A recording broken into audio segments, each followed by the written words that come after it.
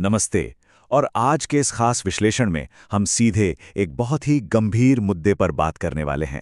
एक ऐसी खामोश महामारी जो बिना किसी शोर शराबे के बिल्कुल चुपचाप हमारे आज के बच्चों के दिमाग और उनके बर्ताव को पूरी तरह से बदल रही है। देखिए, ये कोई आम बीमारी तो है नहीं जिसे आप थर्मामीटर लगाकर नाप लें, राइट?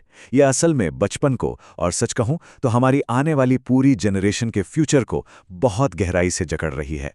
तो सबसे पहला सवाल जो हमारे दिमाग में आता है, क्या आजकल के बच्चे जिस माहौल में बड़े हो रहे हैं वो एक नॉर्मल प्राकृतिक बदलाव है, या फिर सोचिए इस बारे में, क्या ये एक बहुत ही बारीकी से, बहुत ही चालाकी से डिजाइन किया गया जाल है? एक ऐसा जाल जो अनजाने में ही सही बच्चों के फोकस और उनके असली पोटेंशियल को दीमक की तरह खा रहा है। ये एक ऐसा सवाल है जो आज हम सभी को खुद से पूछना ही चाहिए। अक्सर हम लोगों को कहते सुनते हैं ना कि अरे आजकल के बच्चे तो बस आलसी हो गए हैं या अचानक से बहुत एग्रेसिव हो गए हैं। लेकिन सच बताऊं, कोई भी बच्चा ना रातों रात आलसी नहीं होता, बिल्कुल नहीं।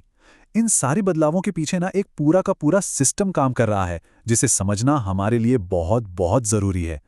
वो सिर्फ मोबाइल फोन की वजह से अपना फोकस नहीं खो रहे हैं, इसकी जड़ें कहीं ज्यादा गहरी हैं। चलिए, सबसे पहले इस प्रॉब्लम के लक्षणों को समझते हैं, यानी आज के बच्चों की एक टिपिकल मॉडर्न दिनचर्या। अगर आप आज के बचपन की कड़वी सच्चाई देखेंगे तो वो एक बेहद थका देने वाले लूप में फंसी हुई है।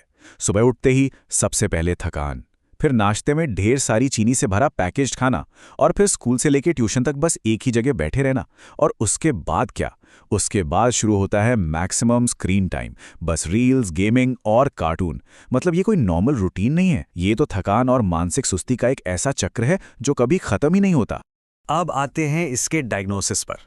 हम देख रहे हैं कि बच्चों के दिमाग ओवर स्टिमुलेटेड हैं, लेकिन उनका विकास ठीक से नहीं हो रहा है। देखिए, मॉडर्न सुख सुविधाओं के नाम पर हो क्या रहा है। बच्चों को बहुत ज्यादा डोपामाइन, मीठा और स्क्रीन परोसी जा रही है। हर चीज उन्हें तुरंत मिल रही है। लेकिन जरा दूसरी तरफ देखिए, जो चीजें एक बच्चे के सही विकास के लिए सबसे ज्यादा जरूरी हैं, जैसे कि फिजिकल एक्टिविटी, धूप, थोड़ा धैर्य रखना और शांति, वो तो जैसे पूरी तरह से गायब ही हो गई हैं। बच्चों का दिमाग एक ऐसे माहौल में डेवलप हो रहा है जो बिल्कुल बैलेंस में नहीं है। सच कहूं तो उनके दिमाग को शांत रहने की ट्रेनिंग ही नहीं मिल रही है। और पता है, ये सिर्फ हमारी और आपकी राय नहीं है। साइंस हमें लिटरली वार्निंग दे रहा है। न्यूरो साइंस और साइकोलॉजी का डेटा अगर आप देखेंगे तो पैटर्न बिल्कुल साफ है।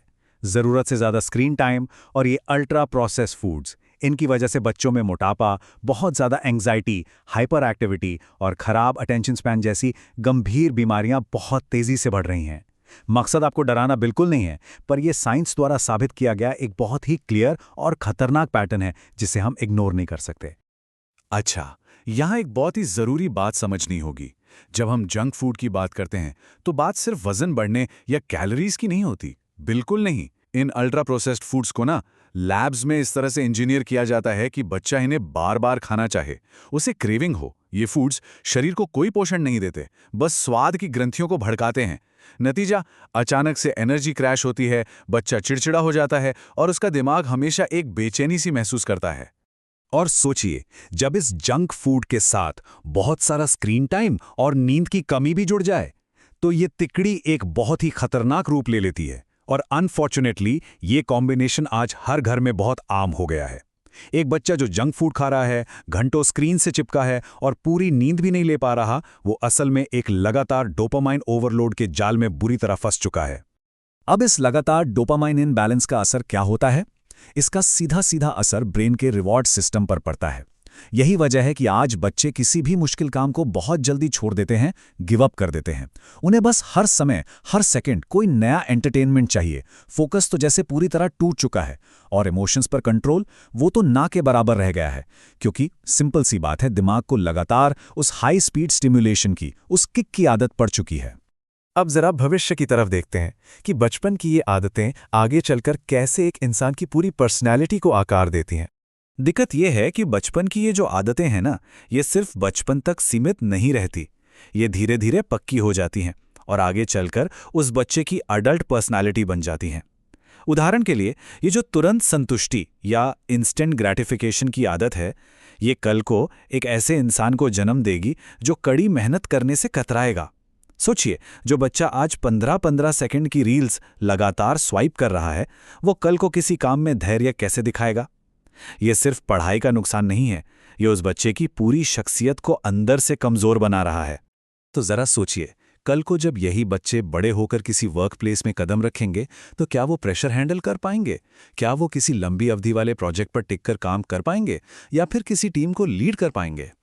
जब बचपन से ही दिमाग की डिफ़ॉल्ट सेटिंग बस तुरंत रिएक्ट करने और चुटकियों में रिजल्ट पाने की हो, तो आगे चलकर कॉर्पोरेट लाइफ या रिश्तों की चुनौतियां तो उनके लिए किसी पहाड़ जैसी हो जाएंगी। हम अक्सर माता पिता को कहते सुनते हैं, अरे मेरा बच्चा तो बहुत होशियार है, बस उसका पढ़ाई में मन नहीं लगता। लेकिन जो टीचर्स रोज इन बच्चों के साथ समय बिताते हैं, वो कुछ और ही कहानी बताते हैं। उनका कहना है कि बच्चे बहुत ज़्यादा इम्पेशेंट होते जा रहे हैं, वो 5 मिनट भी शांति से नहीं बैठ सकते। और सच तो ये है कि सिर्फ एकेडमिकली होशियार होना ही काफ़ी नहीं है। अगर किसी बच्चे में इमोशनल डिसिप्लिन नहीं है ना, तो मान लीजिए उसकी सारी बुद्धिमत्ता, सारा टैलेंट महज एक बर्बाद क्षमता बनकर रह जाएगा। तो अब सबसे बड़ा सवाल, इसका समाधान क्या है? आइए देखते हैं कुछ ऐसे प्रैक्टिकल तरीके जिनसे हम बच्चों का वो खोया हुआ बचपन वापस ला सकते हैं। अच्छी खबर ये है कि बच्चों का दिमाग बहुत जल्दी अडैप्ट कर लेता है, मतलब आदतें बदली जा सकती हैं। लेकिन इसके लिए सबसे पहले हमारी स्कूलों को अपना रोल बदलना होगा। आज के एजुकेशन सिस्टम को सिर्फ सिलेबस पूरा कराने से आगे बढ़कर बच्चों को असल जिंदगी के लिए तैयार करना होगा। इसमें emotional intelligence, digital discipline, nutrition की सही समझ देना और हाँ, स्कूलों में वेलनेस काउंसलर्स का होना अब कोई लग्जरी नहीं, बल्कि एक बहुत बड़ी ज़रूरत है। और घर पर इस बदलाव की शुरुआत हम बड़ों को खुद करनी होगी। हमें उनके लिए एक उदाहरण बनना होगा। बच्चों की पूरी नींद सुनिश्चित करना, उन्हें बाहर जाकर फिजिकल गेम्स खेलने के लिए मोटिवेट करना, ये बहुत ही बेसिक लेकिन पावरफुल स्टेप्स हैं। इसके अलावा उन्हें ये सिखाना बहुत ही ज़रूरी है कि हर चीज़ तुरंत नहीं मिलती। लाइफ में कुछ चीज़ों के लिए इंतज़ार करना पड़ता है, जिसे हम डिलेड ग्रैटिफिकेशन कहते हैं। ये सिखाना आज के समय में बहुत क्रूशल है। एक और बहुत ही कमाल का स्टेप है उस डोपामाइन ओवरलोड को कम करना। हमें बच्चों को थोड़ा बोर होने देना चाहिए। जी हाँ, बोरियत। अक्सर हम डर जाते हैं कि बच्चा बोर हो रहा है, उसे तुरंत कोई गैजेट दे दो। लेकिन सच तो ये है कि जब दिमाग खाली होता है, तभी तो वो कुछ नया और क्रिएटिव सोचता है। ये बोरियत ही तो अक्सर नए विचारों और किताबें पढ़ने जैसी बेहतरीन आदतों को जन्म देती है। आज के इस शोरगुल वाली दुनिया में थोड़ी सी शांति सच में किसी वरदान से कम नहीं है। इसके साथ साथ बच्चों के साथ ना एक गहरी और मीनिंगफुल बातचीत करना बहुत ज़रूरी है। रोज सिर्फ ये मत पूछिए कि आज टेस्ट में कितने मार्क्स आए। उनसे पूछिए कि आज स्कूल में उन्हें किस बात से खुशी मिली, या शायद किस बात से उन्हें डर लगा।